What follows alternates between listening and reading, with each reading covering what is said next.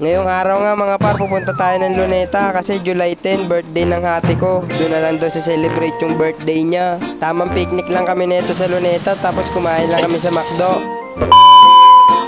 At ito nga mga par, tinanghali na kami ng gising, alas 12 na ng tanghali. At katulad nga ng ibang vlogger, kunyari kakagising lang pero ang katunayan yan, setup ng camera tas tulog-tulugan ulit. Ganito pala kahirap maging content creator, magmumukha ka talagang baliw. Mabuti na nga lang nagmana sa akin yung panganay kong anak, sumasabay sa trip ng tatay niyang baliw. Tayo mga par. At shoutout nga rin pala sa mga tropa ko nakasama ko nung grade 10 sa mga kalokohan ko. Shoutout sa inyo mga pre. Pasensya na nga rin pala sa mga tropa kung hindi ko na shoutout. Next video na lang kasi ang dami nyo. Baka matapos tong video hindi pa rin ko ito pa si shoutout. At eto nga, tapos na nga pala paliguan ni Mrs. yung panganay kong anak kaya binihisan ko na siya dyan. At naligo na rin pala si Mrs. ng mga oras na yan. At kung hinahanap nyo naman yung bunso kong anak, ayan, kitang kita naman yung paa, tumatadyak-tadyak pa. At ito, tapos na nga rin pala paliguan yung bunso kong anak. At binihisan ko na rin pala yan. Napakabait nga pala ng anak ko na yan mga par. Basta busog yan, bihira umiyak yan. Parang rice cooker nga pala yan mga par, kahit hindi mo nabantayan. Charot. Uy, si Iron Man ang pugi. Saan pupunta? Sa langit. Sa langit. Hindi doon, sa laneta. Sa langit ka pupunta. Eh, paano pupunta ako sa playground? May playground ba sa langit? Oo nga. So, punta tayo doon mamaya. At ayan, tamang sayo-sayo muna tayo dyan mga par habang inahanda ni Mrs. yung mga dadalhin natin sa Luneta. Ayan, paalis na nga pala kami nyan mga par. Kasama nga rin pala namin yung pinsan ko nyan, si Ate Vanessa at yung anak niya naman si Sabana. Napaka-cute nga pala ng bata na yan mga par, manang-mana sa tito niya oh. At habang nasa biyahe nga pala kami nyan mga par, merong batang nagutom kaya nanghingi ng dede. Mabuti na lang meron ako nakahanda ditong nakatimpla na. Tignan nyo mga par, ang angas na motor ni kuya o 6 wheels, dinaig pa yung jowa mo naka 4 wheels. Ang angas, gulong na may onting motor. Pagbaba nga pala namin sa top nyan mga par, nadaanan pa namin si Tweng oh. At yung grupo nyan, Soja Boy. Tweng, lipad ako Tweng! Lumilipad na naman ang isip ko. Lumilipad na naman ang isip ko.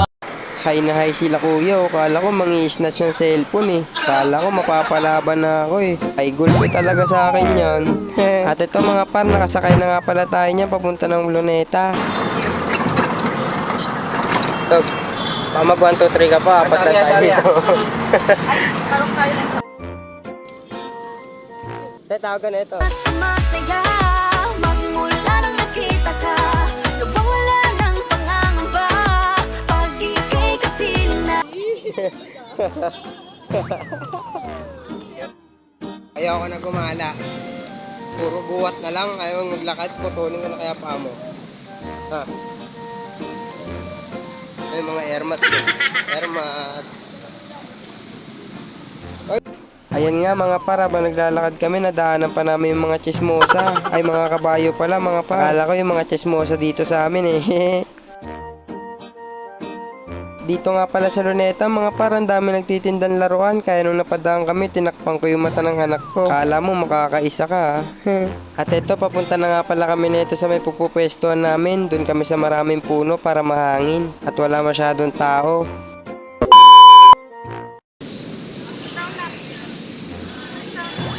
Kamusta ang buhay-buhay?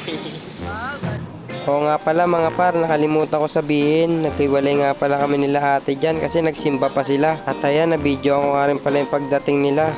Hindi ko kakilala yun.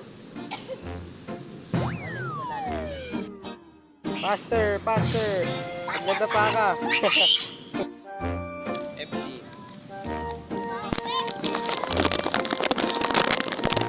Apa nga eh.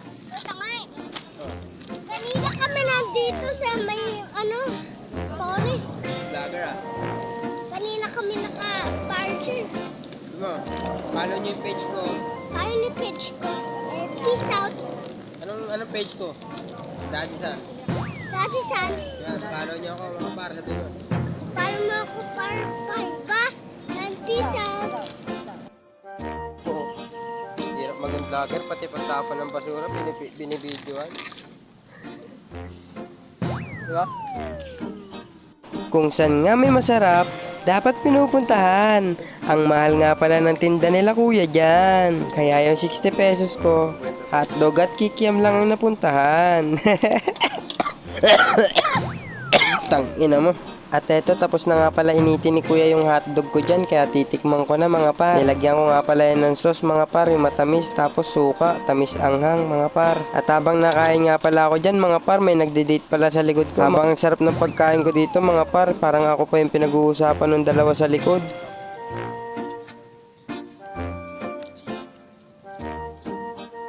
At ito nga pala yung pinakamabait kong pamangkin mga par. Ang alam ko bawal pumasok dyan, pero pumasok pa rin siya. Kaya ang sabi ko ikukulong yung mama niya, lumabas tuloy siya. Paggabi na nga pala yan mga par, kaya binuksan na yung fountain, kaya lumipat na kami ng pwesto niyan. At eto, may naispatan pa tayo nagpapapicture na magjowa. May bayad nga pala ako magpapicture dyan, 50 pesos ata ang bayad dyan mga par. Shoutout sa inyo ate, kuya, kung sino man kayo, shoutout sa inyong dalawa. At kung siningil kayo ng 50 ni kuya sa picture, sa akin wala kayong babayaran kahit binidyoan ko kayo. Hayaan nyo dahil binidyoan ko rin si kuya, siya naman ang sisingilin ko ng 50.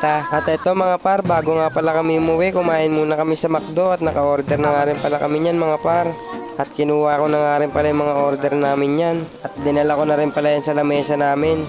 At ito mga par, di na nga namin na-videoan yan kung paano kami kumain mga par. Ang na-videoan ko na lang yun yung pagkain namin ng french fries. Kasi nakalimutan ko, vlogger nga pala ako. Kaya ito, nang trip na lang ako sa labas. Kunyari, nangihingi ako kay Ate Vanessa. At medyo mabait naman siya at medyo siraulo. Kaya ganyan yung ginawa niya. O, di ba ang galing? Magpinsan talaga tayo, te. Kaya tayo mongoloid. Okay, subukan mo sampalin. Nakabidyo ka, oh. Nakabidyo ka, oh.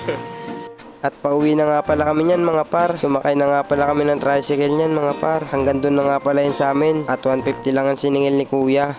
At hanggang dito na nga lang pala yung video ko mga par. Salamat sa panonood. At kung gusto mo pa pala ng mga gantong content na walang kwenta, follow mo lang ako par. Nasa comment section lang yung link. Peace out.